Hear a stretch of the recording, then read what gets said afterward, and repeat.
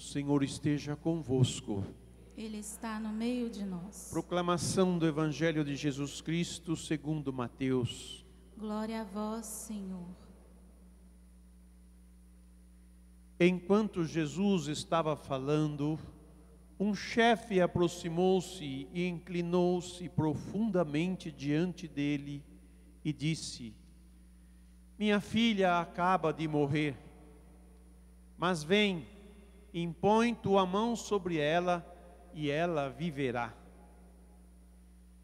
Jesus levantou-se e o seguiu, junto com os seus discípulos. Nisto, uma mulher que sofria de hemorragia há 12 anos, veio por trás dele e tocou a barra do seu manto. Ela pensava consigo: se eu conseguir ao menos tocar no manto dele, ficarei curada. Jesus voltou-se e, ao vê-la, disse: Coragem, filha, a tua fé te salvou. E a mulher ficou curada a partir daquele instante. Chegando à casa do chefe, Jesus viu os tocadores de flauta e a multidão alvoroçada e disse: Retirai-vos, porque a menina não morreu, mas está dormindo. E começaram a caçoar dele. Quando a multidão foi afastada, Jesus entrou, tomou a menina pela mão e ela se levantou. Essa notícia espalhou-se por toda aquela região. Palavra da salvação. Que as palavras do Santo Evangelho perdoem os nossos pecados. Amém. Podem sentar.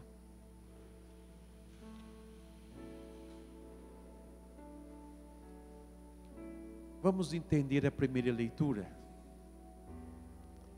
Abraão é chamado por Deus a deixar a sua terra e ir para um lugar onde ele ia mostrar. E Deus prometeu a Abraão que ia dar uma descendência numerosa como as estrelas do céu e a areia da terra, da praia. E Abraão vai para esse lugar. Nasce Isaque, o filho da alegria, né? O riso, o filho do riso. Isaque quer dizer risada, né? Alegria, riso. E de Isaque já nasceu Esaú, Jacó.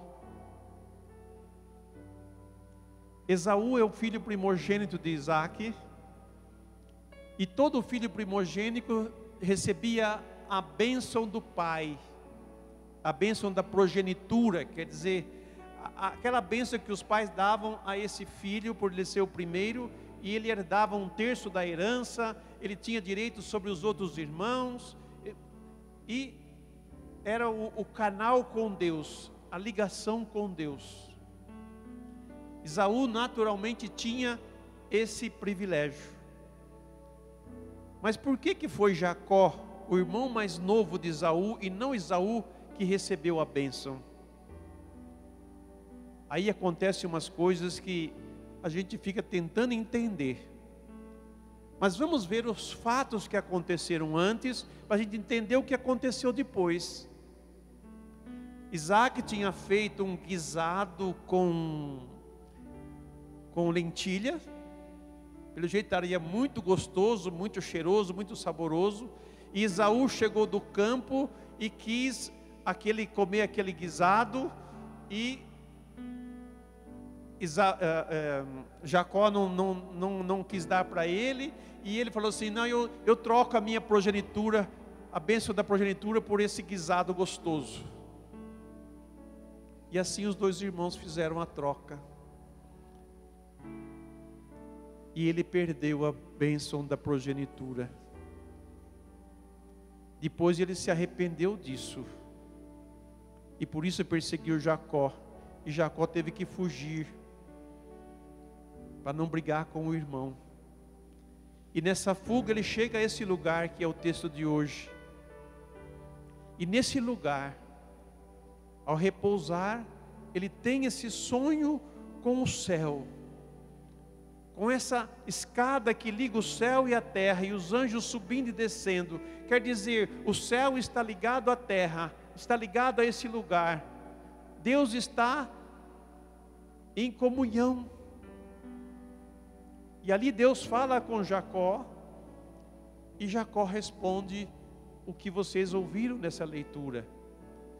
Se Deus me conduzir nessa viagem, né, porque ele ia para a terra de onde o pai dele, Abraão, veio. Se Deus me conduzir nessa viagem e não faltar o necessário e eu retornar com saúde, Ele sempre será o meu Deus. Diante de uma promessa de Deus, Ele também se promete a ser fiel a Deus. Ao passo que o outro irmão, por um prazer momentâneo, perde a bênção. E eu queria deixar isso bem claro para vocês, que nós, por um prazer momentâneo, perdemos a graça de Deus, perdemos a bênção de Deus. Mas Deus é tão bom, que mesmo quando nós a perdemos, nós podemos restituir novamente a bênção, desde que nós apresentemos a Ele com o nosso coração arrependido e decidido a não mais pecar. Guarde bem isso, porque Deus é fiel às suas promessas, e Ele tem promessas sobre mim e sobre você. Busque nas Sagradas Escrituras as promessas de Deus. Busque nos ensinamentos de Jesus as palavras que vão conduzir a sua vida, vão orientar a sua vida por todo sempre. E o evangelho que nós ouvimos hoje coloca-nos duas situações acontecendo ao mesmo tempo. Jesus é o Senhor da vida, e como Senhor da vida, Ele promove a vida. Aquele soldado, aquele chefe chegou e disse: minha filha morreu, vem e põe a mão sobre ela e ela viverá. O homem acreditou em Jesus e só pediu que ele fosse lá. No caminho, aparece essa mulher com um fluxo de sangue que não se acabava nunca. E vocês sabem que quem tem esse problema de, como é que chama isso, gente? Hemorragia. Hemorragia é perda de sangue, vai perdendo sangue. O que é o final da hemorragia? Morte, porque dá anemia e em conseguida a morte. Aquela mulher estava condenada à morte, e Jesus, como Senhor da vida, lhe restitui pela fé dessa mulher a vida. Olha que interessante, a tua fé te salvou. Jesus não precisou fazer nada, apenas disse para ela: a tua fé te salvou.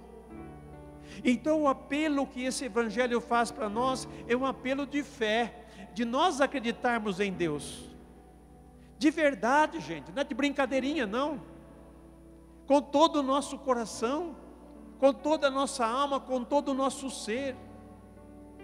Termos a atitude desse chefe que profundamente se inclinou diante de Jesus, como nós vamos fazê-lo na hora da adoração, na hora da consagração.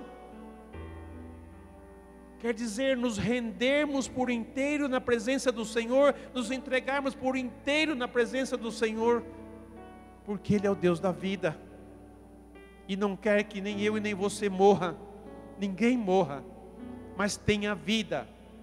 E para tomar posse dessa vida, a chave é a fé, acreditar em Deus, acreditar no seu enviado Jesus, que venceu a morte com a sua morte. Ele se deixou ser tragado pela morte para destruí-la com a ressurreição.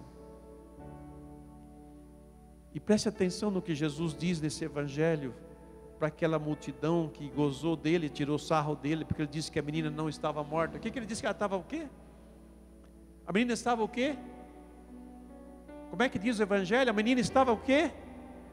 dormindo. A morte é um sono, e que Jesus vai nos despertar com a nossa ressurreição. Por isso o cristão não morre, o cristão dorme para ser despertado por Deus, para ser ressuscitado. E é bom dizer isso num tempo em que a gente vê a morte a todo lado, né? Na nossa família, no nosso vizinho, nos nossos amigos, a gente está vendo gente morrendo, seja por causa dessa pandemia, seja por causa de outras enfermidades. Eu espero que cada um de vós, cada um de nós, vou dizer assim, eu me incluo também, esteja preparado para dormir e ser acordado por Jesus, o Senhor da vida. Por isso a fé nos garante isso. Jesus nos garante isso. E é nessa fé que hoje convido todos vocês a dar um passo a mais, a amadurecer nesta fé, confiando em Deus e nas suas promessas, porque Ele é fiel. Glória ao Pai, e ao Filho, e ao Espírito Santo.